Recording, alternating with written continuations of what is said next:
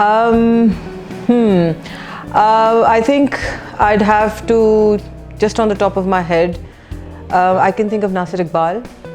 I like the kind of spaces he creates, the way he challenges regulations, building regulations, not crossing them, just challenging them to that point where you're able to do something, create a very exciting space out of any given area whereby most people would think something conventional.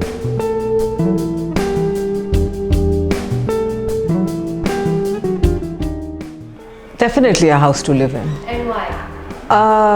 For all the obvious reasons. Other than the sort of social comfort and happiness and all of that aside, even if you think very practically, if I don't have a comfortable space where I can, put my bed or mattress or whatever, my sleeping arrangement in, and the room's too small, the room's too big, or it's too dark, or it's not ventilated, but it looks beautiful, on an everyday basis, it might be very difficult. It just simply would be very difficult to spend all of your life there. So yeah, definitely a house to live in.